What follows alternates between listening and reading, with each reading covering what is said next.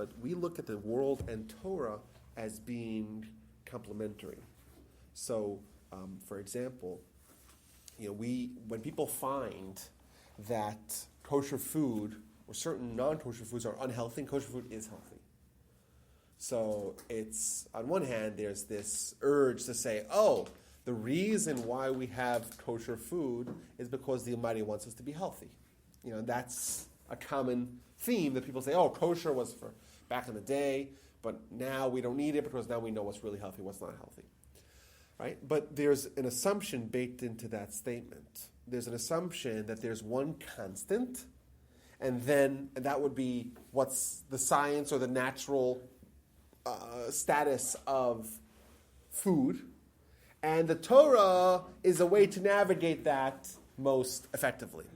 So if the pig is unhealthy, and the Torah says don't eat pig, it's like the Torah is telling us to avoid eating pig.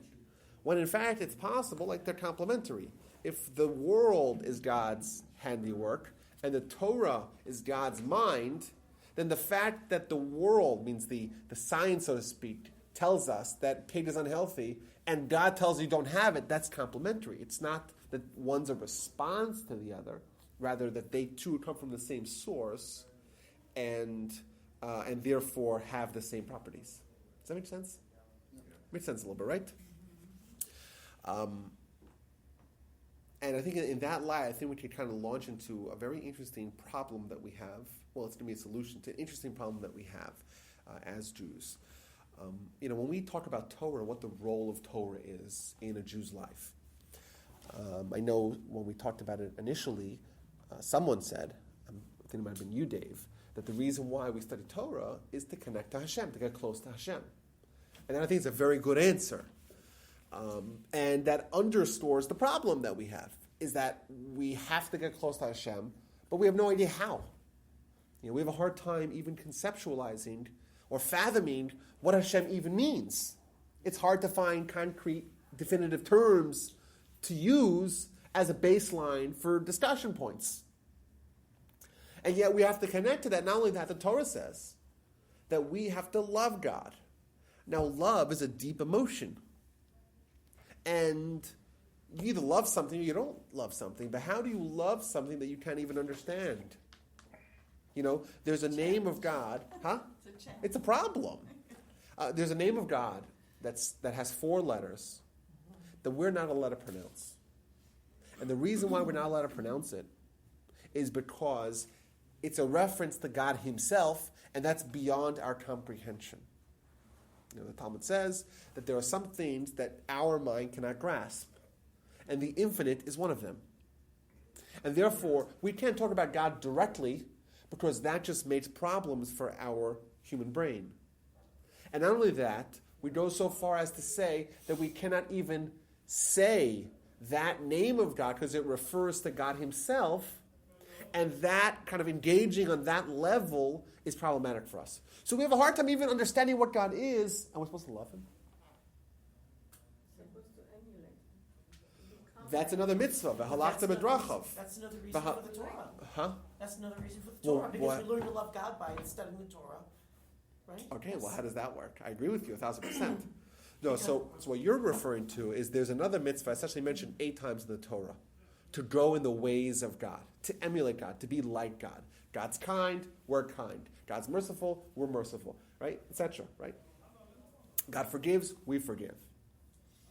That is an idea that tells us we have to behave like God. But to love God means it's a certain emotion we have to have. By the way, Maimonides tells us that what does it mean to love God? What is someone who loves God? What does he look like? Okay, so if you love God, it means that you love whatever is about him. And if you become like God, it means that you love yourself. So if you love yourself... Okay, so that's very clever. I like that a lot. So you're saying that... Because ahava is love and echad is one. Well, but then remember, that's not... But that you may be right. That's very clever. But we have to explain it. You're saying in a deep insight, if I can repeat it. What you're saying is, we love ourselves. And if we make ourselves like God, then we'll still love ourselves. But by doing that, we'll de facto love God because we're loving something which is like God. Is that what you're saying? And that's a little bit of a circuitous way to get to love God. And by the way, what I'm saying, I'm saying the question that we're asking, you're giving a very interesting answer, and I don't think I've ever thought of that. Now the Sifri, which is a sister text to the Talmud, the Sifri asks our question. We say it as part of the Shema. You have to love God, right, with all your hearts, with all your soul, and with all your money or resources. That's a mitzvah, and we say it in the Shema, and it's something that everyone knows. Eini yodeya ketzad oavo. I don't know how to love God. How are we supposed to love God? We can't even understand it. We're supposed to love God. And then when it says v'hoyu advar me'ela, and it says the next verse talks about that you should study Torah, that tells you that's how you love God. Right. Now I want to explain how this works. Is this what you said, Susan? That's what, yeah. Right. We have a mitzvah which is a core mitzvah. There are 6 mitzvahs in the Torah that are constant mitzvahs. Right? 6 constant mitzvahs. One of them is to love God. At every second of every day, there's a mitzvah to love God. It's not one of those mitzvahs you do every Pesach. What do we do? Eat the matzah, you're done, right? Very simple. Clean cut, right? Buy the matzah. It's kind of expensive, right? But it's Pesach once a year.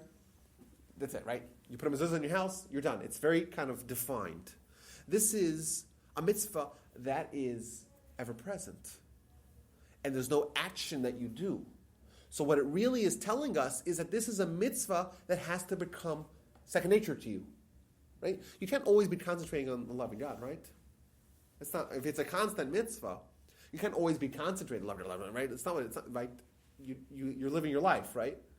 What it means is, if it's constant, it means that it has to become second nature to you, and therefore you don't even need to think about it to fulfill it. So not only is it difficult for us to even understand how to do it, but how do you do it even once? That's a question, right? How do you even love God once? But now we're told you have to love God all the time, and it has become second nature. How do you do it? With Torah. How does that work?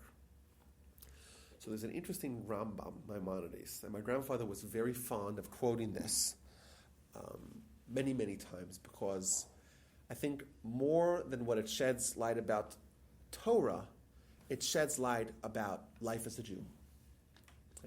What it is we're all here for. What's the big picture that really motivates and guides us and really is the underpinnings of life as a Jew. And the Rambam says like this: how do you love God? Or better yet, what is love of God? If you see someone who loves God, what will he look like to you? Will he be happy? Will he be sad? He should be happy. He would be happy? Why? Because he should be peace and Content with his lot, But it's an intangible. It's an intangible. Okay, You what do can't you see say? Will he be happy, content? Dave seems to question that. Right? Love. What does loving God have to do with happiness? If you love God, it means that in everything you see God. If you see an event, you see God in that event. If you see. But is that are you happy? Does that make you happy? It depends on the situation. Although you know that there's a master plan behind everything, but it brings your emotion out. Sometimes it's happy, sometimes it's being content, being happy, because if you love God, you're content. Well, here's a question. Well, but is if you love God, are you content? Or if you recognize that God exists, you're content. Means love is the emotion. I would say if you realize that everything's from the good, that's more kind of cerebral, right? It's in your mind. And if you realize everything is for the good, then even things that appear ostensibly to be bad, you'll say they're good. But it doesn't mean that you'll be emotionally happy, right? I mean, you can realize there's a God without. I lost my thought. Without actually feeling it. No, you can realize there. Just realizing there's a God may not make you content. You realize there's a God, but you know what? You may not realize what he's doing for you. But you can love God, and external events can make you unhappy. let me throw in another curveball here to this discussion. Okay, because this I think is going to make it a little more interesting. There's a Talmud that talks about Olam Haba. Olam Haba is one of the most important code words in Judaism because it is the end game, the BN, the end all, right? This is it. This is what it's all about. This is the destination. And this, by the way, is a place of reward and punishment. This is the place. This is it. And the Talmud gives us a brief discussion of what it's like in Olam Haba for the righteous. And it says, first of all, there's no eating, there's no drinking, there's no sleeping, there's no standing, there's no sitting. Doesn't sound like the best place. You can't stand, you can't say, what are you doing? You're reclining. What is there? All there is, tzadikim yoshvim. Right? The righteous are sitting. Va'atroseim barosheim. And their crowns are in their heads. Doesn't say on their heads, it says in their heads. Interesting. In their heads. And they're taking the pleasure of God. And the Talmud is saying, essentially, that the highest level of pleasure that's possible, the peak pleasure, is the experiencing God. That transcends everything that we can imagine. And that's what Olam Haba is. And says the Rambam, someone who loves God achieves peak pleasure. He uses the same words. What he's telling us is that loving of God, this mitzvah that sounds to us, yeah, we're content, we're happy, maybe we're not, right? That's the discussion. It says the Rambam, to have that experience and to live that life is the happiest, the most pleasurable life you could possibly imagine, even on planet Earth. Heaven on earth. It's heaven on earth. And that's a very interesting wrinkle into the discussion. There's a mitzvah to love God. We have to do it. And most mitzvahs are things that we have to kind of toil. It's not pleasure. It's hard work. But ironically, we see that the hard work, right, the things that give us the most pleasure are the ones that demand the most work. Right? Someone talked about their kids earlier. Wouldn't we argue that your kids give you the most pleasure? Yeah, And they could give you the least pleasure. Yeah, no. Right. And there's a lot of pain involved with There's a lot kids. of work. Yes. So how is that possible? Is it pleasure or is it pain? Or is it pain? The answer is both. You can't have one without the other. Thus, the mitzvah, that's maybe the hardest one for us to achieve, loving God. We're so distant from God to begin with, much less on an emotional level. The thing that we're most distant from, the thing that's hardest for us to achieve, the tallest mountain in the amongst all the mitzvahs that we need to climb, that's the one that gives us the maximum pleasure. And this is what the Rambam says. And if we want to experience Olam Haba here, you can't do it. You can. How so? With Torah. Now the question is how. So what? How does that work? Torah? You read the Torah. Yeah, it's interesting. It's fascinating. It's intriguing. It's expansive of your mind. But where's this pleasure? And better yet, how does this connect us with God? So I did a little shtick here, and I only gave you part of the Rambam. Let me give you the full text here. Tell me if this is me. He says like this. In order to achieve this, in order to use Torah to achieve love of God, remember, what's our biggest problem with achieving love of God? We have no concept of what that even means. The Torah is a stand-in, it's a surrogate for God himself.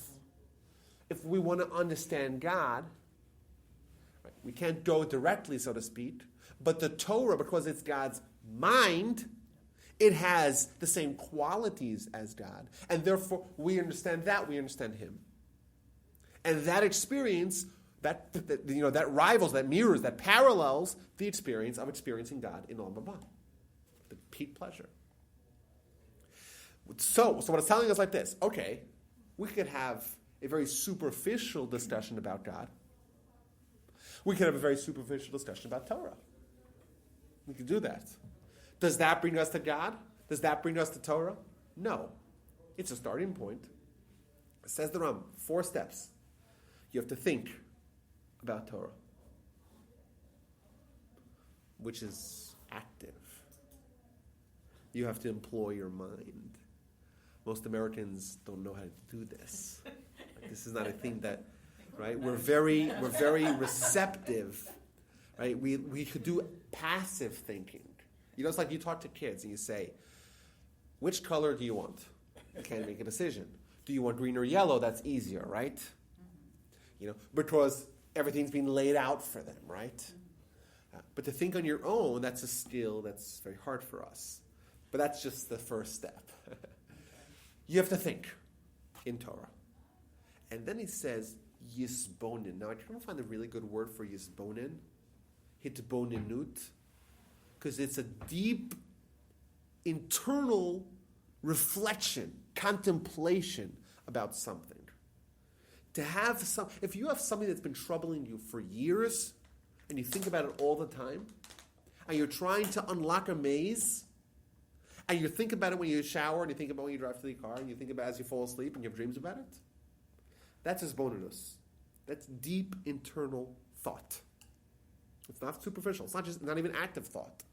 It is where something is occupying your mind, even when you're not actively thinking about that. You know, you pull up the paper, you're thinking about something, right?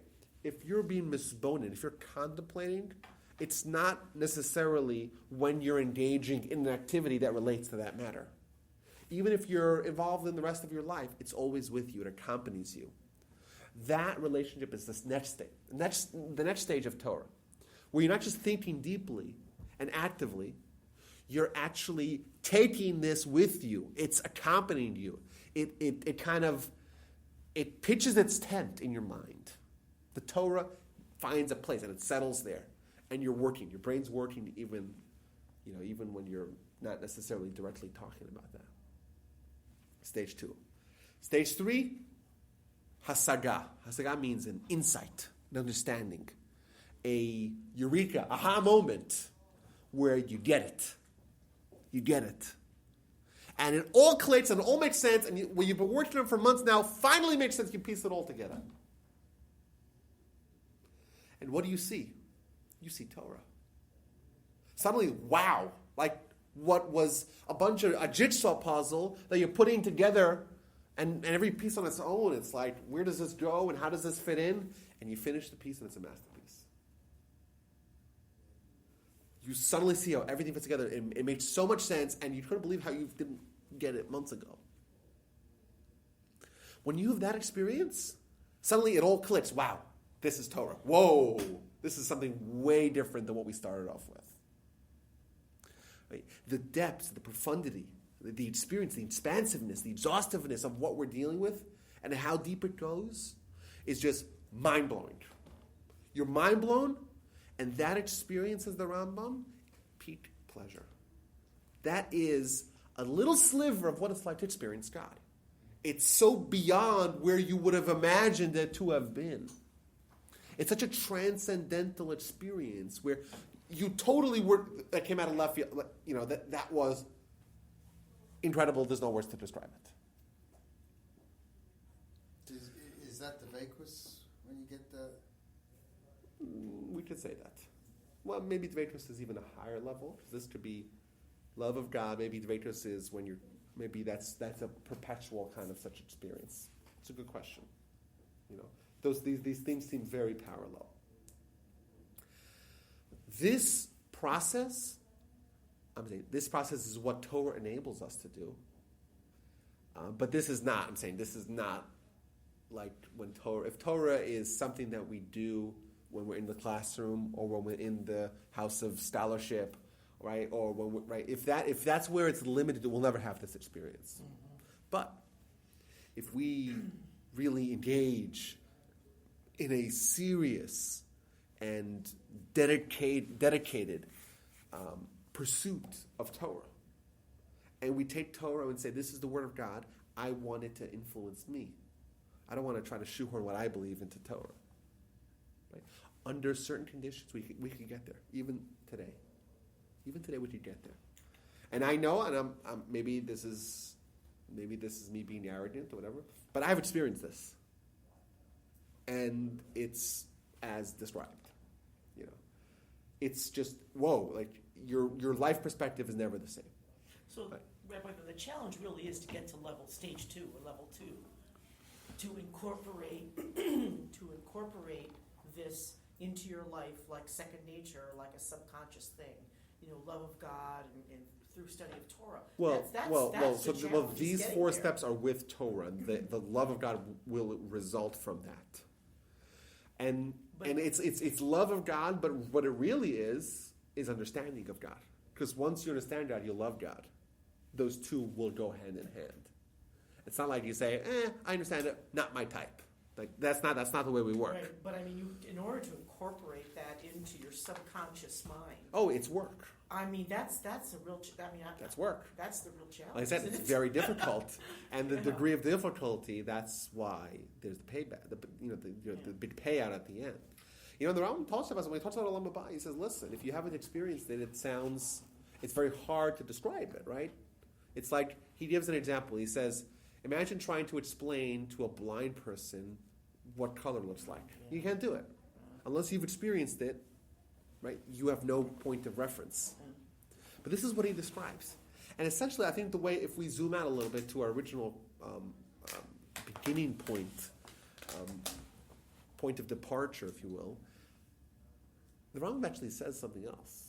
He says that there's actually 3 areas where we could do this. Torah is one. Right? You take Torah, you think. You take Torah, you think, and then you contemplate. You let it become permanently part of your zeitgeist. And then you have an insight, an incredible insight, and it's wow, and you can't believe it. And you have a brief touch point with the divine. That is the most pleasurable experience. You love God. That's love of God. Torah is one of them. You know what the other ones are? Mitzvahs. And we think of mitzvahs as, hey, listen, as a Jew, there's certain requirements, to be part of the fraternity. You got to do it, But in reality, they're instructions from God.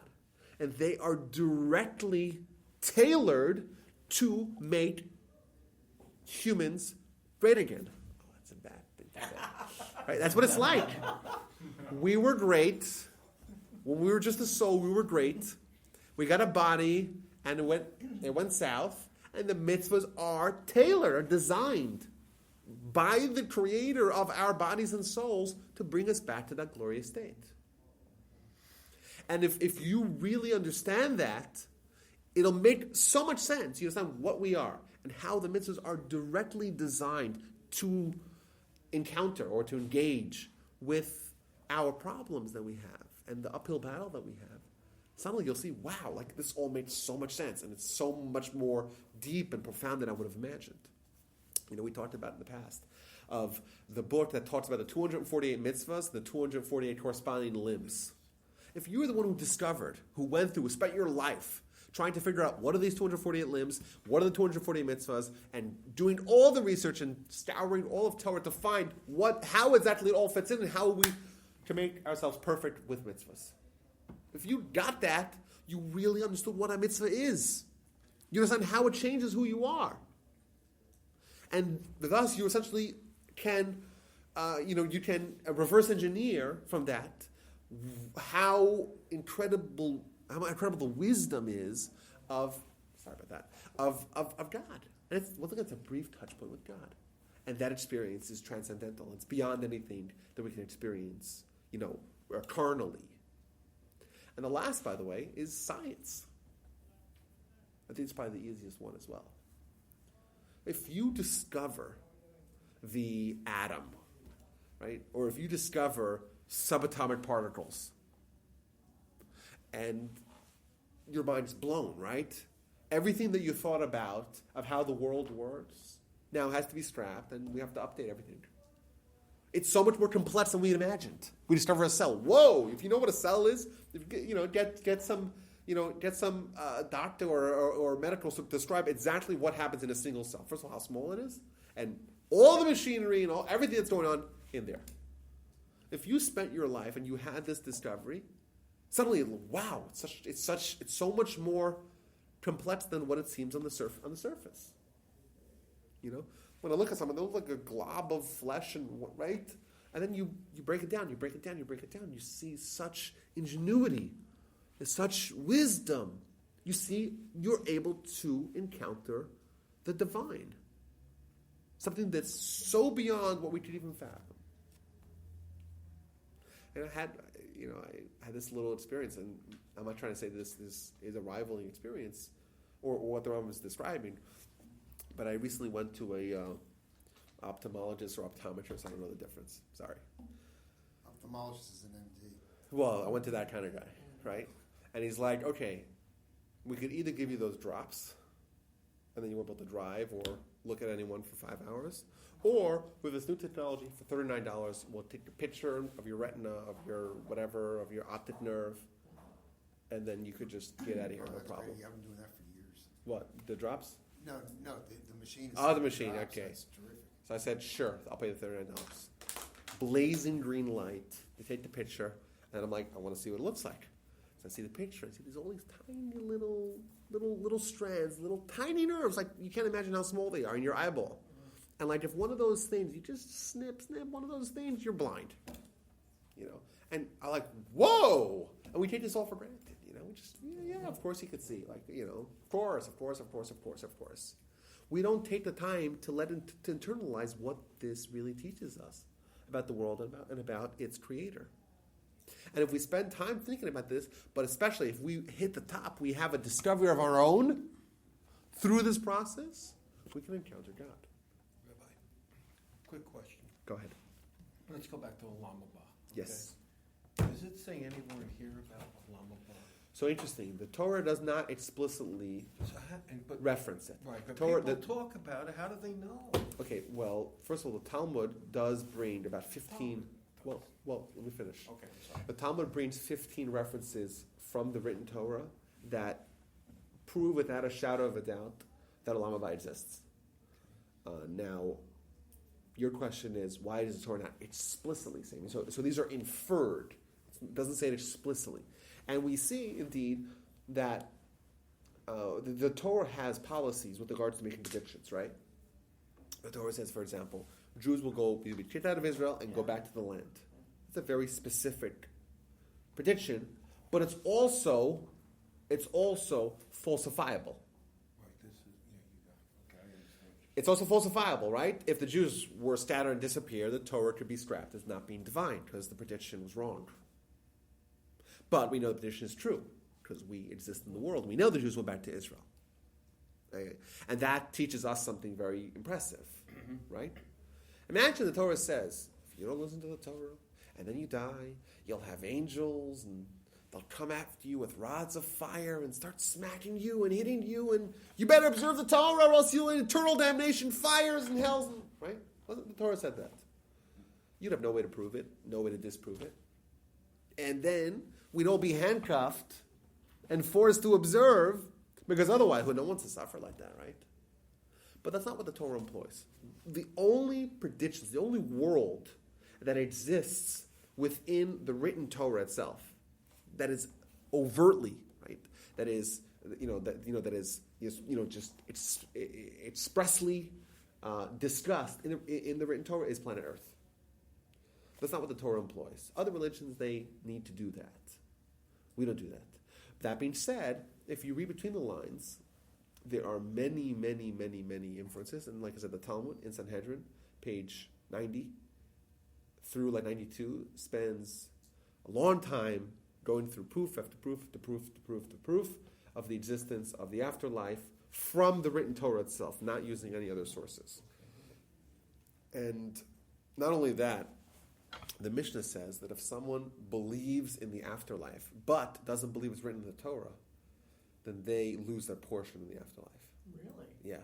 You not only have to believe in the afterlife, you have to believe that it's actually sourced in the Torah. Well, you've told us before that everything that's in the Talmud is sourced from the Torah. Oh, yeah. Well, everything, right? Yeah. Well, I mean, everything that's discussed there is brought down from something. Just a caveat to that, there are some things that were transmitted orally. There's a few things, like, for example, the size of a matzah, how much matzah you have to have. The Torah never discusses that. That's like a tradition from Sinai. The Rambam brings a list, it's 5 or 6 things, it's not a lot of things, that have absolutely no reference or inference in the Torah, but everything else has. Not including, of Is course, that what you said? yeah, like how much matzah you have to have in Passover. So the Sizes. The three pieces. Of No, matzah how much- that Yeah, you're but you have to How have much one you have to bite, eat? you How have much one you're bite, supposed to two eat? bites, 500 You bites, know, How much you have to in the eat? Seder. an edge volume, 2 edge volume, an olives volume. Oh, I So didn't every know mitzvah, there was a- how much wine do you have to drink I on? didn't know you had a mandatory amount of. Oh yeah. Yeah. Yeah, So you have to eat a certain amount.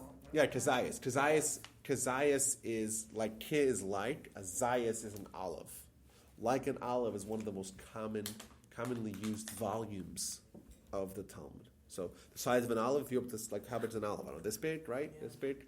So some things you have to have a kazayas of. Like if you want to, for example, you want to bench, you want to do bertat hamazon, you have to eat bread, right? How much bread do you have to eat? If you have one little morsel, you have to bench or not? No. You eat a kazayas, you bench. Where does it say that? It doesn't say that in Torah explicitly, right? That's a tradition from Moses. So all measuring, all volume is not expressly written in the Torah. There may be a reason for that. Maybe yes, maybe no. Maybe it's because the fact that eggs change in size and right. Right, so How for much example- matzah do you have to eat? Oh, I eat tons. The man, I love I it. mean, Yeah, is but it during the course yeah. See, of the the things like week, this, the questions like this. Or You the know, Seder itself? you. So like the Talmud gives us the volumes in the form of the size of an egg, the size of an olive, the 2 eggs, 3 eggs, 5 eggs, right? But how big is an egg? Right. You go to the store, you say there's a small edge, a big Yeah, edge, right. and did the edge change in size or not? So there are people who say, hey, yeah, well, eggs of yesteryear were much, much bigger. If so, and these things change over time, over 2,000 years. So the eggs that the Mishnah would be discussing are 2 eggs of ours. So we have to eat like a whole thing of matzah. So you see people eating, and plus there's times, right? How quickly you have to eat it? Is it within 2 minutes? Is it within 9 minutes? The echilas pras, what's that? So you have some people that say, I'm going to eat like yay big matzah in 2 minutes, and I'll cover every possibility. And they're stuffing their face with matzah and trying to eat it so fast, and right? But they're trying to do the mitzvah in its most perfect way, according to all opinions, right? But those kinds of things are not mentioned in the Torah. So but besides for pretty much that, everything else. yeah. So to answer your question, Dave, the afterlife is referenced in the Torah, inferred in the Torah, but not explicitly discussed in the Torah, because that's not what the Torah does. There are other things, like the Torah does not, for example, mention Jerusalem by name. But, the Jewish Bible does many, many, many times, but the Torah itself, the 5 books of Moses do not mention it. And in fact, if you look at every time in the Torah says the word Hamakom, the place. It's always a reference to Jerusalem. So it's interesting is that Abraham takes Isaac to the place, right? And then Jacob traveling, and he stops on the place, and he has a dream with the ladder. And Moshe tells them, when you build the temple in the place. So it's all referring to the same place, but the Torah wanted that the final destination of the Mishkan, of the tabernacle, the final place, the resting of the temple, should be in the hands of the people at that time. So wherever you choose, so to speak, to erect the temple, that's where the temple is going to be. But it's like inferred already that it's the same place. The place, it's the same place that's always being referenced. But that's that. So, I'm sorry? Place is also Hashem. That's right. So I think kind of getting back to where we started here. So science is another incredible way that we can connect to God, right? If the Torah is God's wisdom, God's mind, God's intellect, science is God's handiwork, and mitzvahs are God's instructions. Either way, these are ways with which we can connect Him, but also get a little bit of a picture of the scope, a little reference point for understanding what He's all about. And when we study Torah, we have the opportunity and the potential to achieve this incredible level of connecting to God, of connecting to Hashem, of understanding Hashem. That being said, if we really want to achieve it in its most perfect sense, we would need to actually follow the original requirements that the Rambam brings us. Now you say, okay, fine. So Torah allows us to connect to Hashem on this kind of superlative level. But I think even when someone studies Torah himself, I think this is kind of another kind of maybe the beginner track. Someone studies Torah, There's an incredible Mishnah in the chapters of the Fathers that talks about what happens if you have 10 people studying Torah, 5 people studying Torah, and 2 people studying Torah, and even one person studies Torah, the Almighty is with him. And the Talmud says, from the day that the temple in Jerusalem, the Beis HaMikdash, was destroyed, the Almighty only has the 4 cubits of halacha, of Torah, in this world. Where can we find the Almighty in this world? So the song says, here, there, and everywhere. I don't know where the song got that from. But the Talmud says, what the Jews say, not the song, what the Jews say is that where can we find the Almighty? Within the 4 cubits of halacha. Within the 4 cubits of Torah study. So even if someone studies Torah by himself, just a man studying Torah, the Almighty is there with him. This parallels the experience of the divine presence in the temple. Pretty remarkable. Not only that, we say that the Torah is this tree of life. Imagine a crazy tsunami that's just sweeping people up left, right, and center. Terrible, terrible, terrible, right? And then you see a guy clutching onto a tree, right? You stay above the water, above the chaos, right? The Torah is this tree. It's this tree of life that if you clutch onto it, you have the Torah, you have connection to God. Merely studying Torah, even if it's not on some superlative level, it's not this transcendental experience that's so earth-shattering, life-changing, and dramatic, and rivaling Olam Haba. Even if it's not that, it's still a way to connect to God. And now, so if it's a way to achieve love of God, and it's a way to become close to God, it's also a way to return to God. There's an incredible statement in the Midrash. The Midrash says as follows. So it quotes a verse in Jeremiah where the Almighty is lamenting, so to speak, that the Jews abandoned God and stopped observing the Torah. And the Midrash makes a little play on words as if God is saying, if only the Jews abandoned God but observed the Torah. Which, on its face, seems weird, right? How do you abandon God and observe the Torah? Good question. It would sound bizarre, right? Yeah. But let's say this did happen. It says like this. If they abandon God but observe the Torah, because they would study the Torah, the light, the illumination that's contained within the Torah will bring them back to God. So I think there's one element of connecting God, being close to God. The mind is with us when we study Torah. But even when we're distant from God, even when we're far from God, we abandon God. If we cling to the Torah, that will illuminate our path back. That will draw us back. And what's interesting is that if you take this midrash to its logical conclusion, it implies that when the temple was destroyed, it was because they abandoned Torah. Because if they just abandoned God, it wouldn't have been destroyed.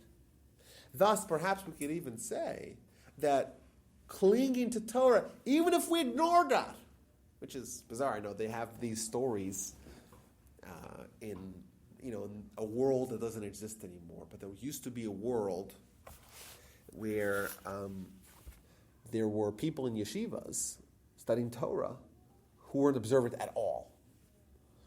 There used to be these legends, not legends, the true stories of students who were in yeshivas, but because kind of the winds of change were so strong, they were not observant at all, but they loved Torah. And there's stories of people that were caught, so to speak, on Shabbos, writing down Torah insights, right? Writing in there, because the hallmark of a great Torah scholar or a great yeshiva student is how, is their Torah novello, right? Their Torah, the Chedusha Torah, their insights, their innovative ideas in Torah, and that they wrote down. That's the creme de la creme. They have boxes and boxes of Torah insights, and these guys were writing Torah insights on Shabbos, right? Maybe the worst thing you could possibly do, right? as a Jew. You're desecrating Shabbos, and you're studying Torah. Very bizarre. We don't have that. I said it's oxymoronic. And I'm not trying to say that was good. It's just a world that we don't have anymore. When was that? Oh, we're talking about the pre-war Europe, the yeshiva world that existed. Like in Germany? In Germany, less so than, let's say, Lithuania and Galicia. 20th century? Huh? 20th century? Yeah, early 20th century. Late 19th, early 20th century. It was a little bit different because we had a world wherein the yeshivas, the quality of the yeshiva students was vastly superior than it is today, but the quantity was very limited. So and the internal chaos was much more amplified, or maybe it was not even existent today, wherein you had warring factions within the same yeshiva. You have influences where half the yeshiva just abandons and they say, we want to become mathematicians. You don't have that today. You don't have the same intellectual trappings of the non-Torah world. If someone today abandons Torah, it's not because they want to pursue a life of great wisdom. It's just not. 100 years ago, that was a big deal. The intellectual heresy, perhaps we call it, where someone would abandon God for, to become a mathematician or a scientist or something like that, wherein their pursuit of the intellect, so to speak, led them astray. But that doesn't exist anymore. But either way, we find this interesting dynamic that Torah itself can bring people back to God. And lastly, this is something that my brother's very fond of quoting. So you have a relationship with God. How do you preserve the relationship? We talk about, marriage is maybe a good doppelganger for this, a good parallel. So we talk all about, there's a lot of books written, how to court, how to woo a prospective spouse, the beginnings of a relationship. But we know that once you have a relationship, if you don't further develop it, if it doesn't progress, then it's likely to regress and get worse. And we know, there is, half as many people getting divorced every year as there are getting married every year. So that means, just by rough numbers, that 50% of people that say, yes, till death do us part, actually are lying. Because no, it won't be death that'll do them part. It'll be the law firm of, Katz and Goldberg, and right? That's what'll do them apart. And the question is why? It's a tremendous tragedy. And the answer is because to have a lasting relationship, it's not just about creating a relationship. It's about sustaining it. It's about nurturing it. It's about developing it. It's about deepening it. If it's not getting deeper, it's getting more shallow. If it's not developing, it's regressing. And we say that with God, right? Okay, we have an insight. We're at Mount Sinai. And we experienced prophecy, and we just left Egypt, and we're eating manna, and this is just incredible. It's just such an experience. And then we have Moshe goes up, and we see the lightning, the fire, and the flames, and the shofar, and we see the Ten Commandments, and we die, we come back together. This is just the most transcendental experience the world has ever seen.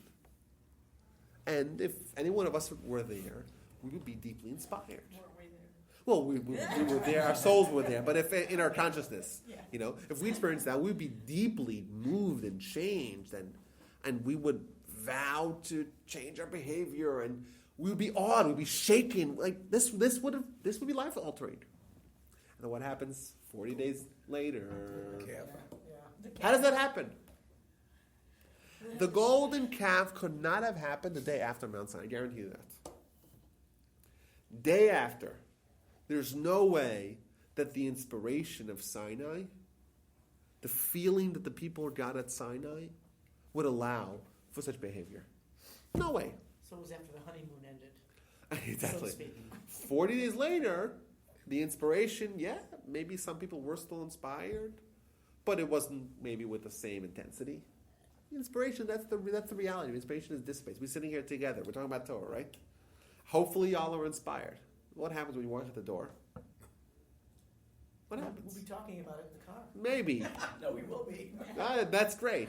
But what happens? Or you go back to your routine. Yeah, and right. Well, what happens to inspiration? Where does that go? Well, It's it like- hasn't died because. Well, it hasn't we're still died. It's every filed week. away. It's one of those little tiny holes in the balloon that it's not. It doesn't just disappear. But that's just the reality. That's the reality. It's just the way it is. And it's like that. In every area of our lives, right? You go to the doctor. The doctor says, "Okay, this is a healthy lung, and this is your lung. Continue smoking, you will die within 12 months."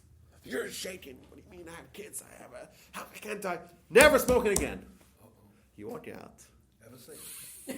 And you walk by, and you see, right? You're wafting in the aroma of the guy smoking. You're like, no, I'm not going to do that, right? But but what happened to your conviction? And you drive home, but I'm still not smoking. You take all your cigarettes, dump them in the toilet, right? Next day, come on.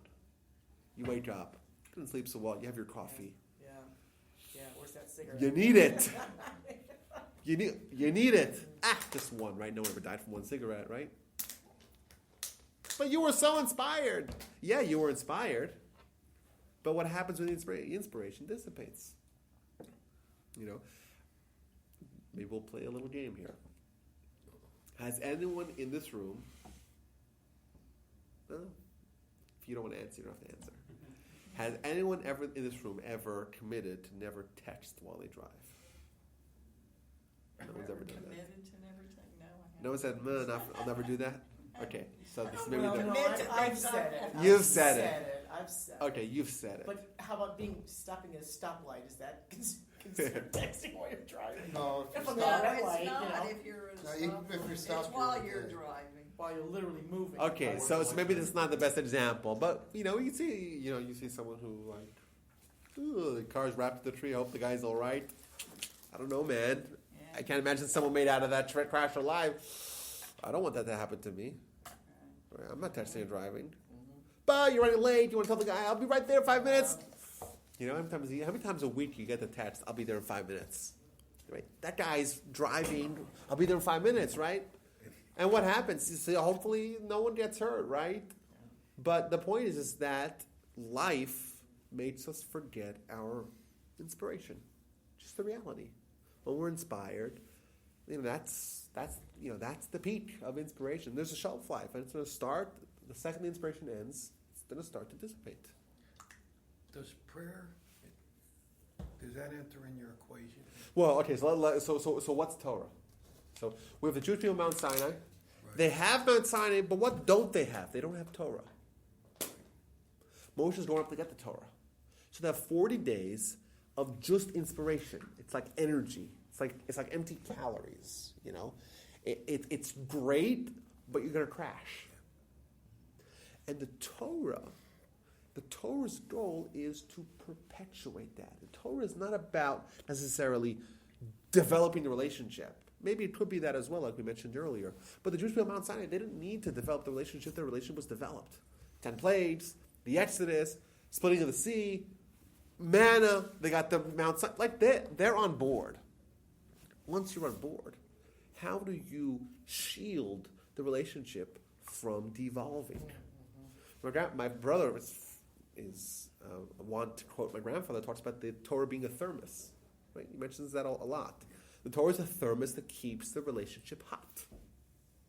The Torah is a 3,000-year thermos. You give your kid a soup for lunch, it keeps it hot till 1. Right? The Torah is a thermos that keeps our relationship with God alive and vibrant for 3,000 years. If the Jewish people had the Torah, they wouldn't have sinned at the golden calf. They wouldn't. Because the relationship would have progressed and developed. They didn't have that, and therefore the relationship waned, dissipated. And there was room for that vacuum to be filled with whatever they did with the golden calf. And I think that, we talk about, so this is, I think there's two ways to go with this. We could say, hey, okay, if you're inspired, do something about it. Don't just say, "Oh, I'm inspired, great." That will take you somewhere. It won't take you everywhere. Not all the Jews sinned with the golden calf. some Jews sinned, and even the Jews that did sin didn't actually do idolatry. They did something more like a representation of God. I'm not trying to justify what they did. My point is that inspiration is great. It has to be concretized with something, right? You have to say, okay, I'm inspired now. What do I do now? That's kind of the step we have to take on our own. That's number one. But number two, with Torah. Torah is preserving the relationship we have with God. You have a relationship, you develop a relationship, you preserve a relationship. You want to continue it? Torah. Thus, I think, to recap, we could talk about 4 ways with which what Dave said on day 1 of this discussion. What's the Torah about? Connecting to Hashem. Well, yes, that's right, but it's more granular. It's connecting to Hashem on this incredible level where you were able to achieve via Torah and indeed via science and mitzvahs, right? You're able to achieve an understanding and connection to God that parallels the experience of Olam Haba, which is transcendental. Number 1. Number 2, even if we just study Torah, it's not so sophisticated. We're not spending 6 months on something. Study Torah, the Almighty is with you. 4 cubits of Torah, within the realm of Torah, that's where God is on planet Earth after the temple's been destroyed. And what about if someone's distant to God? If only they observe the Torah, the light, the illumination of Torah, bring him back to God. And lastly, okay, we have a relationship with God. How do we perpetuate it? How do we guarantee its continuity with Torah? You're indeed right. Torah enables us to connect to God in a multitude of ways. And I think that this, and I've said this before, and I'll say it again, if we for a second considered or questioned the power of Torah, I think there's room to say that, the obsession that the Jews have had with Torah is justified. Because it really is the be-all, end-all, but this is not the end. We'll have more to discuss next week. Great class.